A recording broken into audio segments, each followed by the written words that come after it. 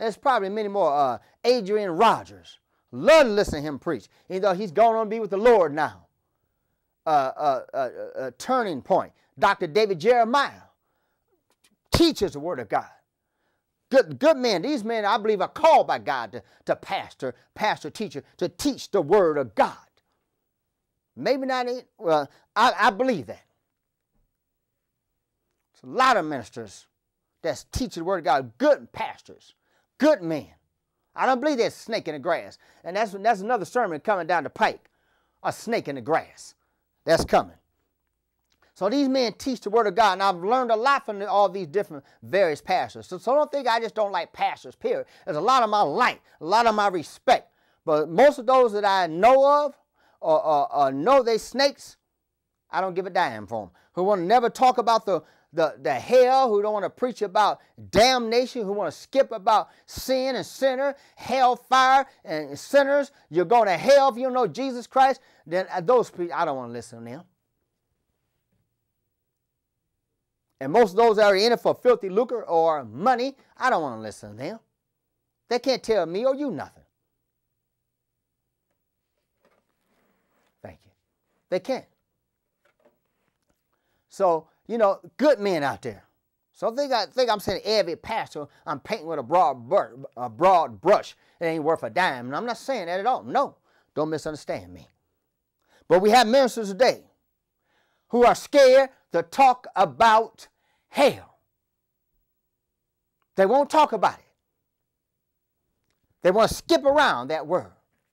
Okay, thank you. They want to skip around that word. They don't want to tell the truth. They don't want to let you know, my sinner friend, that if you don't know Christ, you're going to drop in hell. I'll tell you.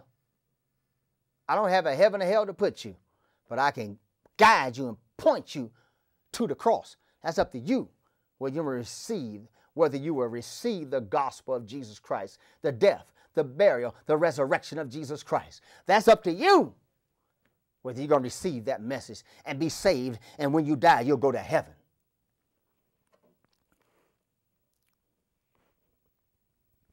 Remember this, Luke the 16th chapter. Let's go there. Remember this, verse 13, and then I'm going to get into my sermon. No servant can serve two masters, for either he will hate the one and love the other, or else he would hold to the one and despise the other. You cannot serve God and mammon. We want to talk about now your future next door neighbor in hell. Okay, I got 10 minutes. All right, thank you. All right, thank you. I got you. Your future next door neighbor in hell. In a minute, I want you to meet him. And matter of fact, you're going to see this is not really two people close as being next door neighbors, but this close as I can get it out of the scriptures right now. This is the closest I can get it out of the scriptures. And one's in paradise and one in hell, and they're holding a conversation. And I'm going to get to that in a minute. I want to take my time with this. When we speak of next door neighbors, we think of you have a house and you have a house. And you got a neighbor on either side of you, the left side or the right side. You have a neighbor. You could have a good neighbor or you could have a bad neighbor.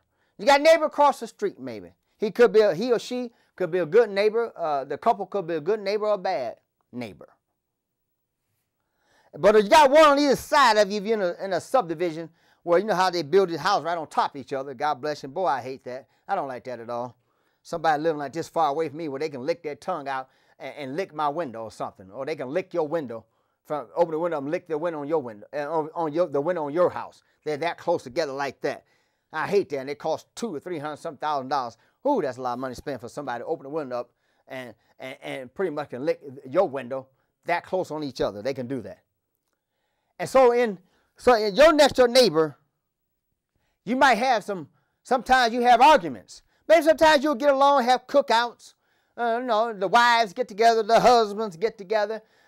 your kids and the neighbor's kids get together and play over the neighbor's house or over your house. They play and have fun. Everything seems to go good too. And on the flip side, sometimes, you know, you can have a neighbor where you don't like that neighbor. Your neighbor next door, you're either on your left side or your right side. Maybe because the neighbor cut into your yard when he cut his grass. He's over the easement line, and now he's into your yard cutting your grass up. Where he might have it real low, whereas you cut your grass real high. And that'll tick you off so much so that then you're going to go to the neighbor's house and tell him, hey, could you not cut into my yard? And sometimes the neighbor said, well, skip you. I cut where I want to cut it at. That is my line. I am not over my easement line. And the other neighbor said, yes, you over the line. And the next thing you know, they could be fighting. They could come to blows. They start cussing each other out. Or what have not, thank you. And they'll be cussing each other out and what have not. And so there you are. You got that problem there with a bad neighbor. There you go. You have a bad neighbor there. And that's not too close. That's good. If it is, pull back just a little. And so you have a bad neighbor. And so you get in arguments. You fight with that neighbor, you know, because he done cut into your yard. Or maybe your music's too loud. And the neighbor come over and say, could you please turn your music down? And what have not. Maybe you want to be an egghead or a smart aleck and say, skip you, I'm going to leave my music up, and then you're arguing, fighting about that. Then Sunday have to call the cops out or call report you to the neighborhood association. And they got to step in and do something about it because you got your music too loud. Or maybe you're building a shed where they don't allow sheds to be built, and you have to take it down. The neighbor complains about, hey, you can't put that there. That's going to make the property value of my home or the other homes drop. Because you got that ugly shed out there, and it's not supposed to be there by the covenants and the bylaws and the neighborhood associations and restrictions. That's one of the restrictions. Can't do that. So then you're into about that. Arguing among each other. About the property line. You're cutting your grass too far over into my yard. You cross the easement line there, neighbor. Or neighbor, you got your music too loud. I'm tired of it. You got a wild party. You got the guests out there parking their cars on the curb and a little bit on my grass. Could you tell your guests not to park their cars on my grass? And then sometimes the neighbors get mad and get into it about that. And that's your next door neighbor. Or maybe the neighbors, the guests has come out there and maybe they got your driveway blocked, which is stupidity. Anybody go out and if you say your neighbor's having a party or a cookout or something, you don't go park and block the other neighbor's driveway. But some people don't have no sense. They don't think. And sometimes they have to block, sometimes they'll block the driveway if they're not thinking. So the neighbor got to come on your house and say, hey, could you have your guests to get out of my driveway? I got to get out. Or my wife's trying to get in. So you have those problems there with the next door neighbor. And you don't get along too well. Sometimes the neighbors borrow sugar, some coffee from each other or whatever, some butter, what have not. Borrow a saw, a hammer, snow blower, or a leaf blower or something. That's your next door neighbor. And you come to know him or her or them pretty well. But this neighbor that I want to talk about that you're going to meet in hell. Okay, I got 10 minutes. Thank you. Thank you, brother. This neighbor you'll meet in hell, it's not going to be those kind of problems that you have with the neighbors you have on this side of the grave.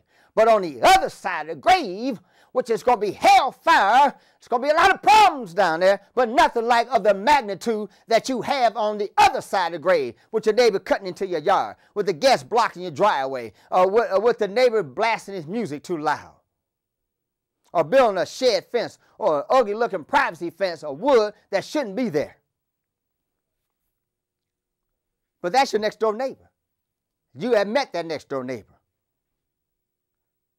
But now let's meet in the Bible, and this is not really your next door neighbor because, again, I must emphasize, one's in paradise and one is in hell. Now they're not really next door neighbors, but I titled that. And I just want to go there because it talks about hell, so I want to expound upon that. For the way they're talking back and forth, you think they're next door neighbors, even though they're not, but they're close enough.